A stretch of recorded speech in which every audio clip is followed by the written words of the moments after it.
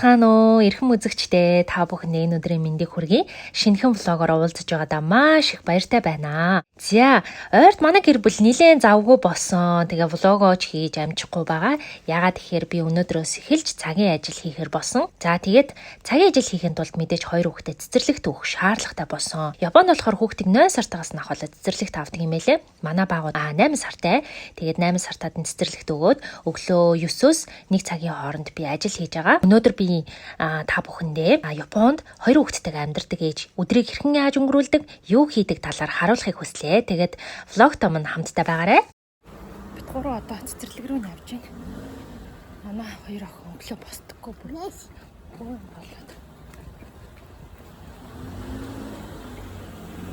Тэгээд бид гурав яарад яаж яхад би нөгөө ажлаас хоцрох гээд.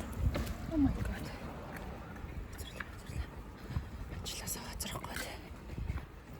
Яарад явж байна. Манай охин энд өглөө өчтөр аг оройтож унтсан болохоор жоох аашмаатай өглөө босож өгөхгүй.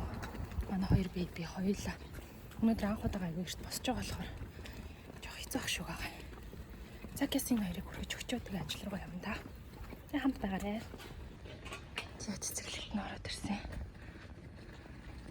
Гэс оруулж өгөөд тэгээд 7:30-аас ер нь ирдэг хүмүүс хэцүү юм шиг байна. Хүүхд бараг байхгүй. Манай беби, манай жижиг беби унтсан. Нэг готлоо тайлаарай. Готлоо тайлчих юм яг. Тэгээд ингээл яарад тийш. Асаа Рейха гэс оруулж өгч чинь.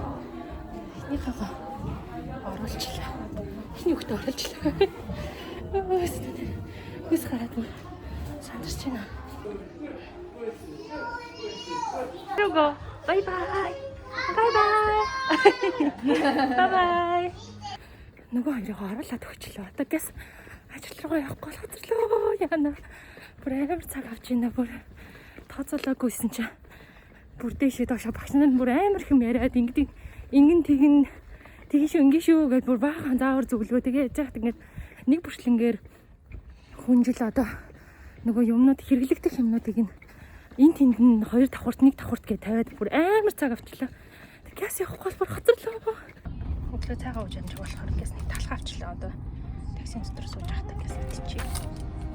Таксин дотор явж.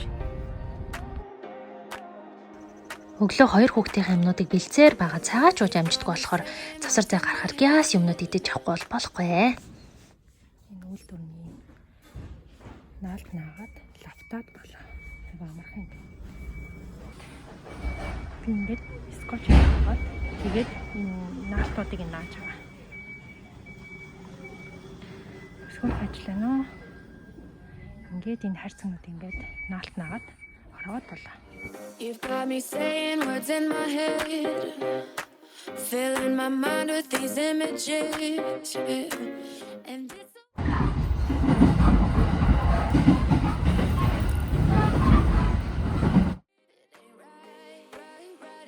ажил руугаа ирж очих юм бараг 3 цагийг зарцуулдаг болохоор өглөө нилээн эрт босоод хүүхдүүдэд авчиж өгөөд эртгэн гарахгүй бол ерөөс амждаггүй.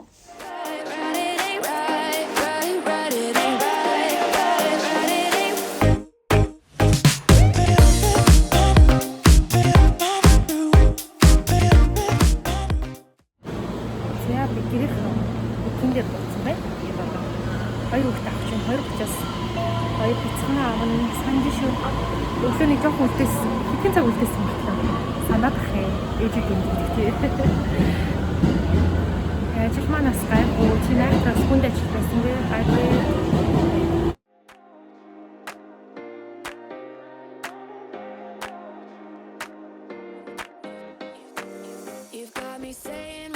Одоо 27 градустай.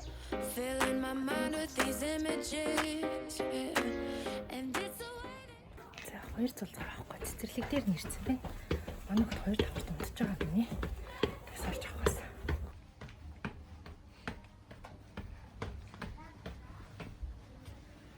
Конnichiwa.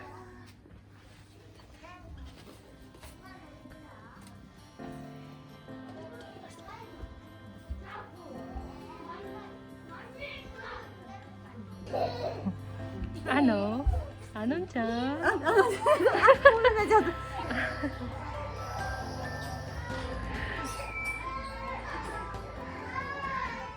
지가 길을 갈 때 이걸 앉았으면 다 들고 선생님 앞차도 이렇게 와르나. 아우카도 바나나가. 오, 스이카 같으면 쉬어가. 응. 맛있지 통? 되겠다. 이거. 지가 되게 좋더라. 좀 혼자 하자다. 그렇게 말이야. Явж жаад гэртээ ороод ирлээ. Одоо өдрийн 4 цаг болж байна.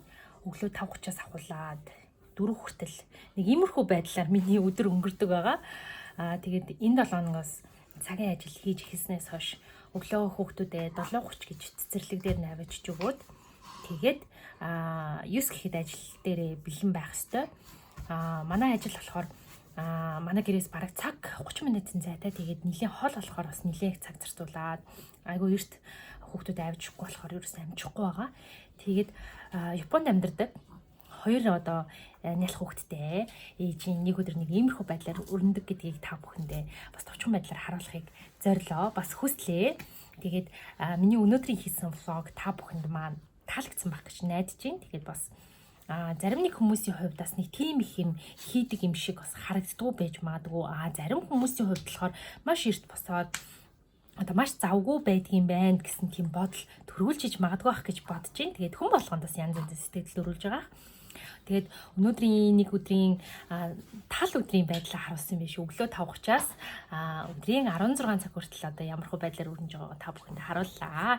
Тэгээд мэдээж та бүхэн маань таалагдвал лайк болон subscribe дараад миний YouTube channel-ыг дэмжээрэй. Цаашдаа би бас Японд холбоотой бас мэдээллүүдийг та бүхэндээ оруулах болно. Дараагийн влогоор би та бүхэндээ сакура цэцгийн цэцэрлэг төрөлн дээр очсон нэг влогоо хүргэх байгаа. Тэгээд уг нь бол би нэлээд олон хоногийн өмнө бичсэн боловч нөрөөсөө хийж амжихгүй байсан. Тэгээд энэ влогоо оруулсныхан дараа тэр сакуратай влогоо та бүхэндээ хүргэх болно. Тэгээд бас миний дараа 7 хоногийн влогийг та бүхэн маань хүлээж агаарай. За тэгээд баяртай. Баяртай.